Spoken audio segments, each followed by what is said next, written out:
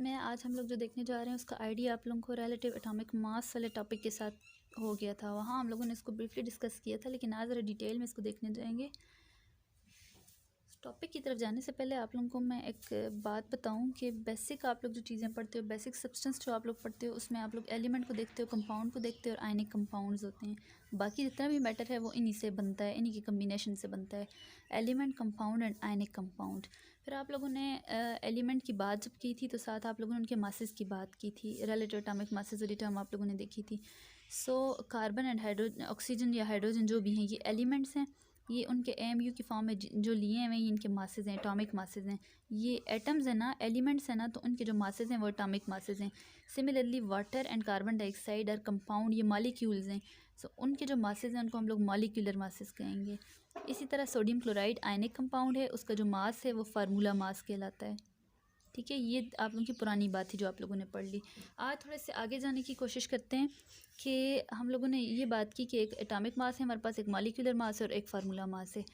अब जब हम लोग ये कहें कि when atomic masses of atoms या elements, when atomic masses of atoms, molecular masses of molecules and formula masses of ionic compounds when expressed in ग्राम, जब हम लोग उसको AMU के बजाय ग्राम में लिखना स्टार्ट कर दें, इनके AMU के बजाय यहाँ आगे ग्राम लिखते जाएं, तो उस चीज़ को हम लोग कहते हैं ये मोल है।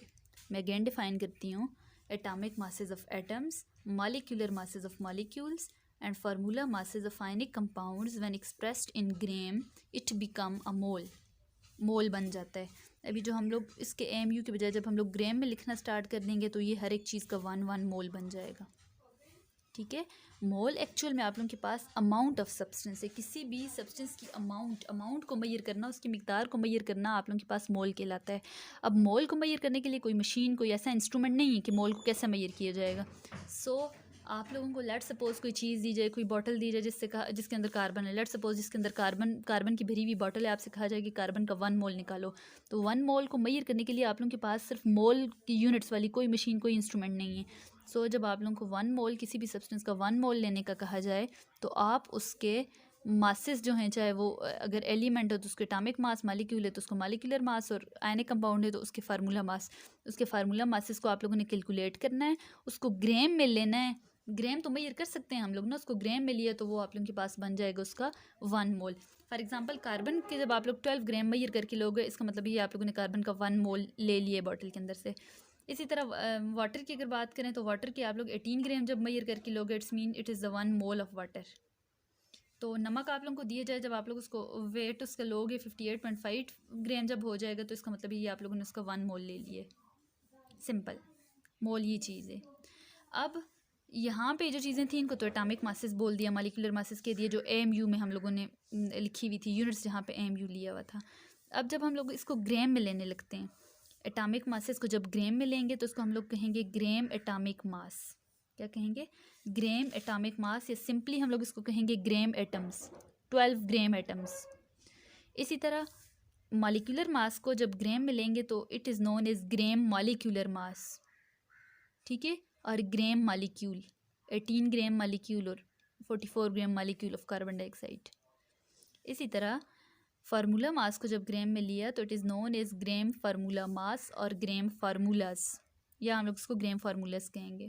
करना है, ग्राम एटॉमिक मासेस दिए हुए हैं कि ये रिलेटिव टर्म में दिए हुए हैं, 1 gram atoms of hydrogen 1 gram, 1 mole of hydrogen, इस तरह 1 mole of oxygen is equal to 15.99 at approximately equal to 16। इस तरह कार्बन जो है वो 12 ग्राम है। फिर हमारे पास आ जाते हैं आगे ग्राम मॉलिक्यूलर मास। वाटर का ग्राम मॉलिक्यूलर मास जो है 18 ग्राम है, which is equal to 1 mole. Carbon dioxide 44 gram, which is equal to 1 mole, and sulphuric acid is 98 gram, which is equal to 1 mole. Similarly, for ionic compound sodium chloride NaCl 58.5 gram is equal to 1 mole, and calcium chloride CaCl2 111 gram is equal to 1 mole। तो ये चीज़ है, ये आप लोगों के पास मोल का concept है। अब मोल के बाद मोल वाली बात तो हो गई कि चलो ग्राम में ले लिया, वो उसके 1 मोल बन गया। अब साइंटिस्ट ने ये सोचना शुरू किया कि 1 मोल के हम लोगों को ग्राम पता चल गए, 1 मोल का मास हमें पता चल गया कि 1 मोल का मास क्या होगा, उसके gram atomic gram molecular masses क्या होंगे। लेकिन उन्होंने ये कहा कि इसके अंदर पार्टिकल्स कितने होंगे, एटम्स कितने होंगे। इसका 1 मोल है तो उसके अंदर कार्बन के कितने एटम होंगे, ये 18 ग्राम है, 1 मोल वाटर है तो वाटर के कितने मॉलिक्यूल्स होंगे उसके अंदर, ये चीज़ नहीं पता थी। उसके लिए डिफरेंट साइंटिस्ट ने कोशिश की, जिनमें से आप लोगों के पास एक साइंटिस्ट था, इटालियन साइंटिस्ट था, एमिडो एवोगेड्रो नाम था उसका। इटालियन साइंटिस्ट था एमिडो एवोगेड्रो। उसने एक ला दिया जिसको एवोगेड्रो ला कहते हैं। उसने अपनी एक स्टेटमेंट दी जो कि सारी दुनिया ने फिर मान ली थी और अभी तक वो एवोगेड्रो ला के तौर पे इसको जाना जाता है। स्टेटमेंट उसकी ये थी, एवोगेड्रो ने ये कहा था कि 1 mole of any substance contain equal number of particles. Avogadro ने ये कहा कि हर एक चीज़ के 1 मोल के अंदर, चाहे वो ग्राम उसके जितने भी, जब 1 मोल की बात होती है तो वो 1 मोल के अंदर इक्वल नंबर ऑफ पार्टिकल्स होते हैं। ठीक है, 1 मोल के अंदर इक्वल नंबर ऑफ पार्टिकल्स हैं। अब वो पार्टिकल्स का मतलब एटम भी हो सकते हैं, मालिक्यूल भी हो सकते हैं और फार्मूला यूनिट्स भी हो सकते हैं। एटम तब होंगे जब एलिमेंट की बात है, मालिक्यूल या कंपाउंड की बात करेंगे तो हम लोग पार्टिकल के बजाय वहाँ मालिक्यूल का वर्ड यूज़ करेंगे, और अगर हम लोग आयनिक कंपाउंड की बात करेंगे तो पार्टिकल के बजाय हम लोग फार्मूला यूनिट्स की बात वहाँ पर टर्म यूज़ करेंगे।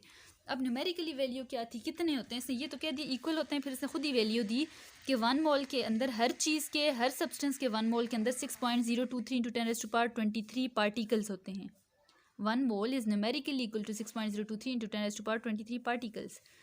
So अब ये जो 6.023 है इसको हम लोग एवोगेड्रो नंबर कहते हैं। ठीक है, ला में उसने ये कहा कि 1 mole of any substance contain equal number of particle. फिर अब एवोगेड्रो नंबर, वो जो इक्वल नंबर ऑफ पार्टिकल्स हैं उनको एवोगेड्रो नंबर कहते हैं, और न्यूमेरिकली उनकी वैल्यू है 6.023 × 10⁻23। अब Avogadro number it is defined as the 6.023 × 10⁻23 particles which are present in 1 mole of any substance. ठीक, अब रिप्रेजेंट कैसे करते हैं इसको, एवोगेड्रो नंबर को इतना लंबा नाम लिखने के बजाय सिंपली एन कैपिटल ए, लेकिन जो कैपिटल है उसको छोटा सा करके साइड पे सबस्क्रिप्ट में लिखना है, एन ए, एवोगेड्रो नंबर। अच्छा, जैसे मास है आप लोगों के पास हाइड्रोजन का 1 ग्राम यानी ग्राम एटॉमिक मास, हाइड्रोजन को ग्राम एटॉमिक मास में लिखा, 1 MU होता है वैसे इसका एटॉमिक मास ना, लेकिन इसको जब हम लोग 1 ग्राम लिखेंगे तो इट बिकम 1 मोल। तो 1 मोल के अंदर पार्टिकल कितने हैं, एटम्स कितने, 6.023। इसी तरह ऑक्सीजन 16 ग्राम 1 मोल, 6.023 × 10⁻23 एटम्स। फिर वाटर है 18 ग्राम 1 मोल विच इज़ इक्वल टू 6.023 × 10⁻23। अब वाटर है ना, कंपाउंड था तो ये मॉलिक्यूल्स हो जाएंगे। इसी तरह NaCl है, NaCl 58.5 gram which is 1 mole and equal to 6.023 × 10⁻23 formula units. Ionic compound NaCl, so formula units.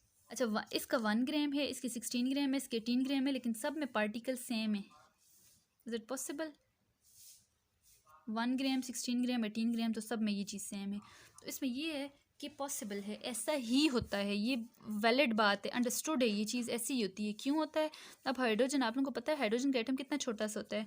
Hydrogen का एटम इतना छोटा है जिसके अंदर 1 प्रोटॉन और 1 इलेक्ट्रॉन है। ये चीज़ है, 1 प्रोटॉन और 1 इलेक्ट्रॉन बाहर। ऑक्सीजन का बड़ा है जिसके अंदर 8 प्रोटॉन है, 8 इलेक्ट्रॉन है बाहर। सो ऑक्सीजन के इतने एटम्स का मास जो होगा वो 16 ग्राम के इक्वल होगा। एटम बड़ा है ना तो मास भी, इतने एटम्स का मास भी ज़्यादा होगा।